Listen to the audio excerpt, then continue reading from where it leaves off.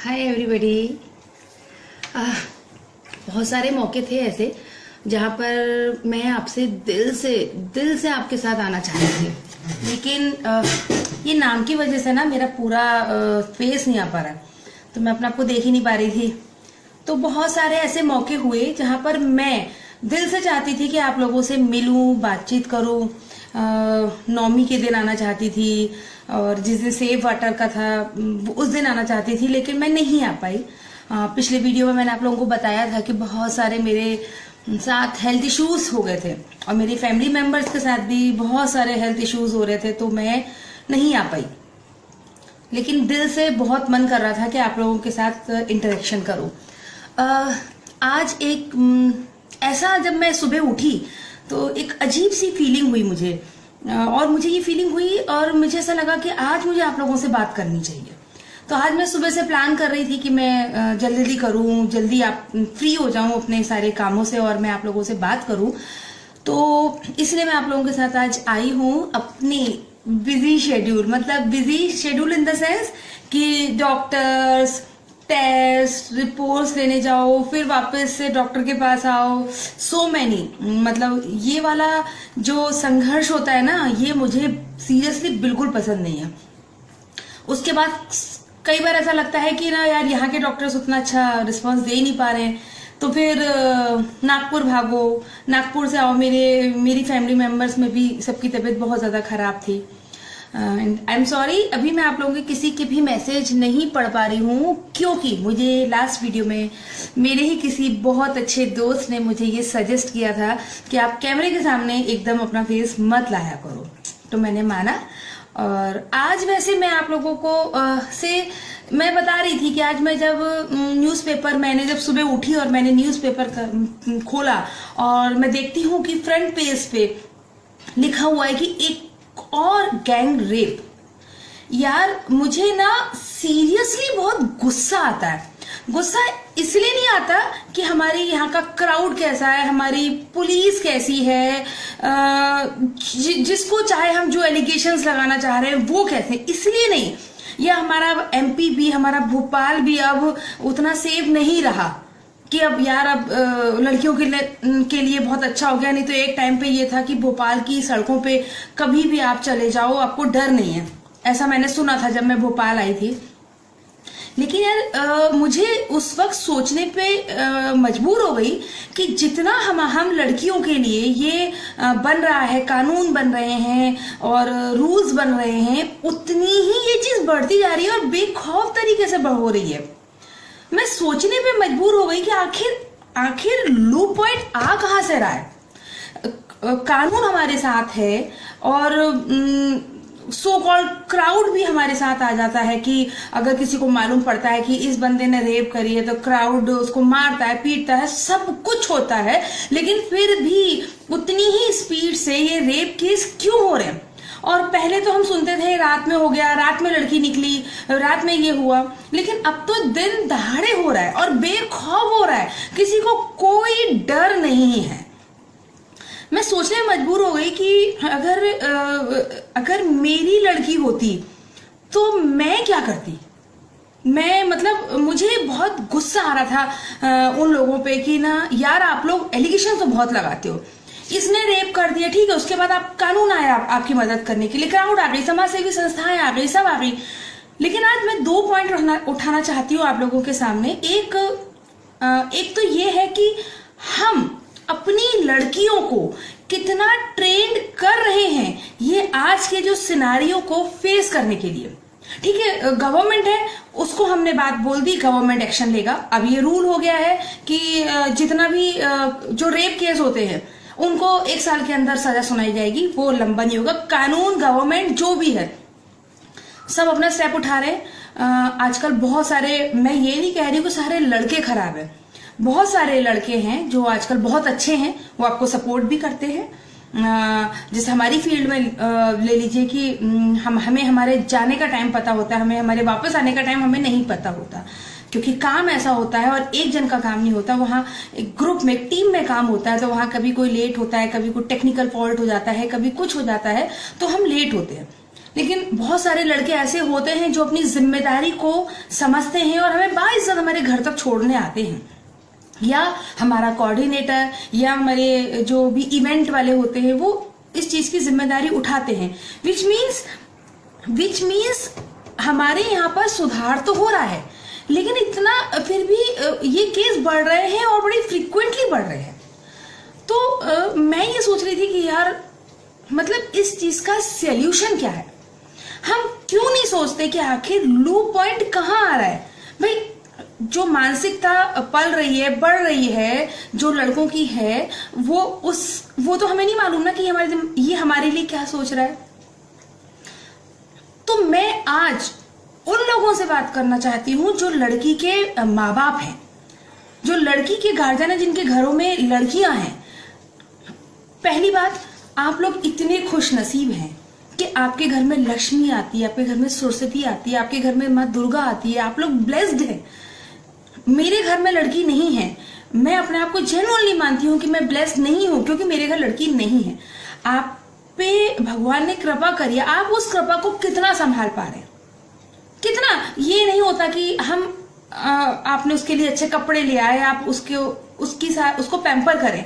आप आज के हिसाब से अपनी लड़की को कितना तैयार कर रहे हैं, आप मुझे ये बताइए। यार हद होता है। आपके घर में लड़की है, आप लड़की को क्या तैयार कर रहे हैं।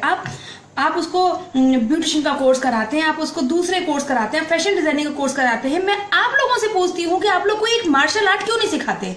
कम से कम उसके अंदर वो ताकत तो आएगी। अरे आप उसको गुरु मत बनाइए उस चीज में, लेकिन आप उसको ऐसा तो कर दीजिए, किसी ने उसके हाथ पकड़े हैं तो वो हाथ को झटकार के भाग सके, उसके टांगों में इतनी ताकत तो रहे कि वो भाग सके।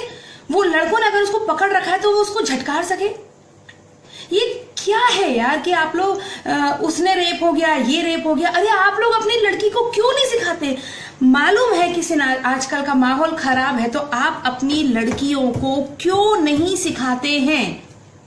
आप अपनी लड़कियों को प्रोटेक्शन उनको क्यों नहीं बताते हैं कि अगर ऐसा कुछ हो गया आपकी लाइफ में, कभी आप ऐसी कंडीशन में फंस गए, तो आपको प्यार से, गुस्से से, दुलार से, कैसे भी करके वहां से निकलना है। आप उनको बताइए कि आप पैनिक मत होइए उस कंडीशन में, आप दिमाग से खेलिए। आप वो कहते हैं ना स्त्री त्रिया चरित्र, वो चरित्र अपनाइए।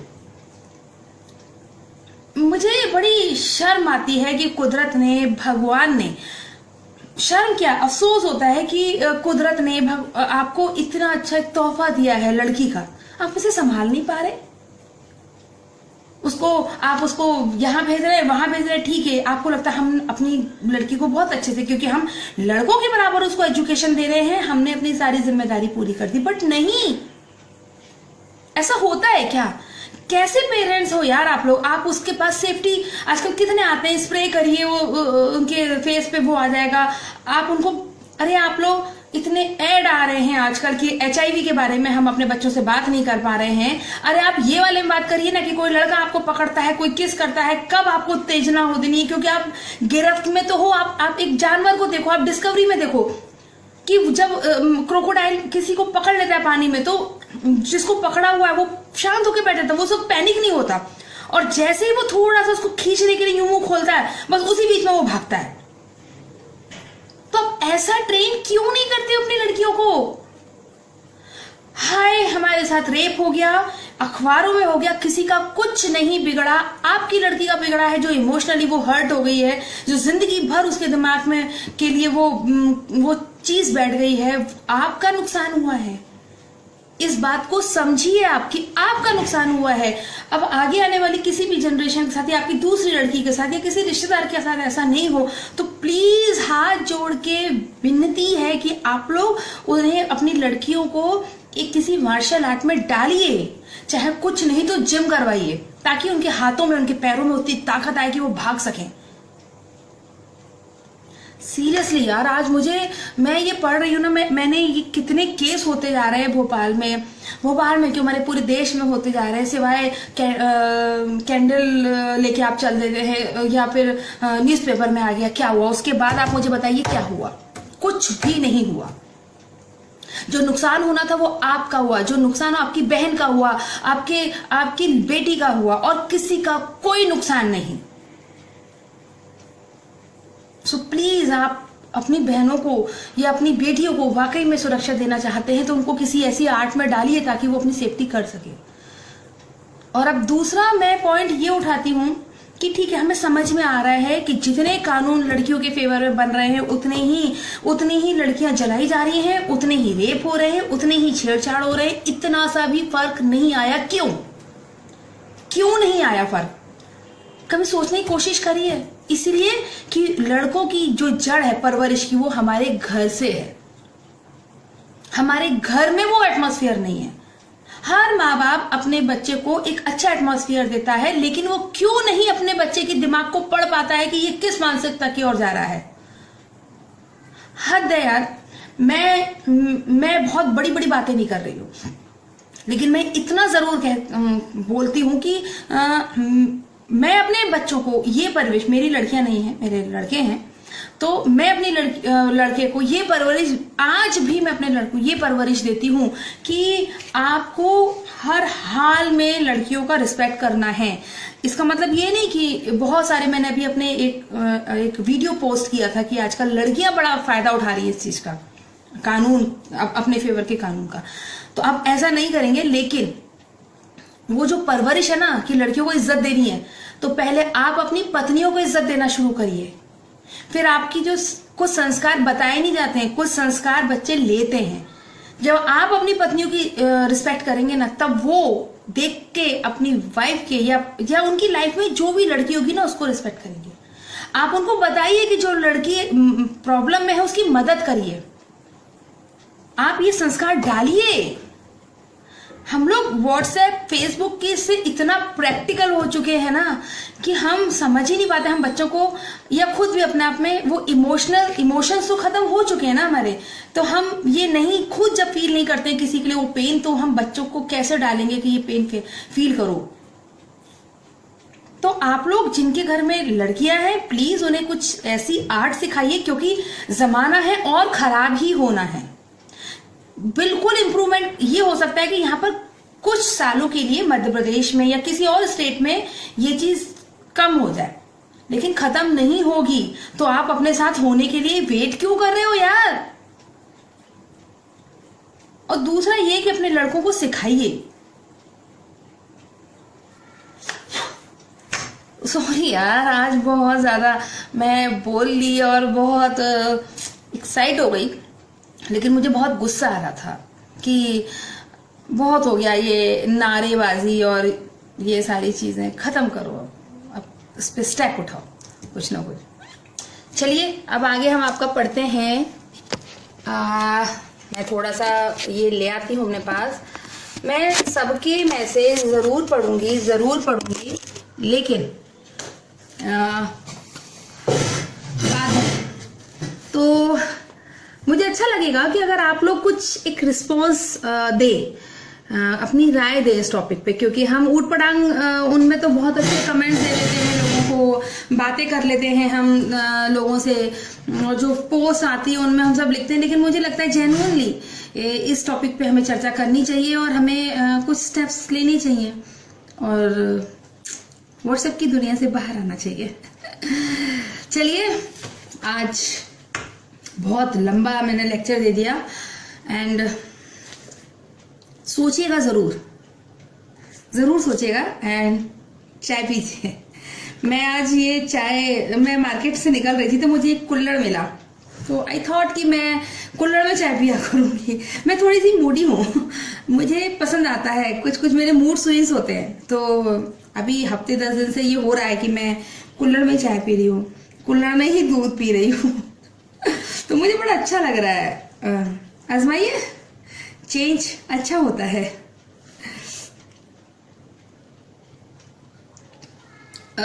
ये स्वाद तब आता है जब हम हाईवे पे जा रहे होते हैं और किसी ढाबे पे हम बैठते हैं चाय पीने के लिए और कुल्हड़ में हमें चाय मिलती है। अच्छा जी, हाय सबकी। चलिए अभी मैं रखती हूँ और बंद करती हूँ, जाने का टाइम आ गया है, मुझे जाना है मार्केट, बहुत सारे काम करने हैं एंड प्लीज सोचिएगा। बाय।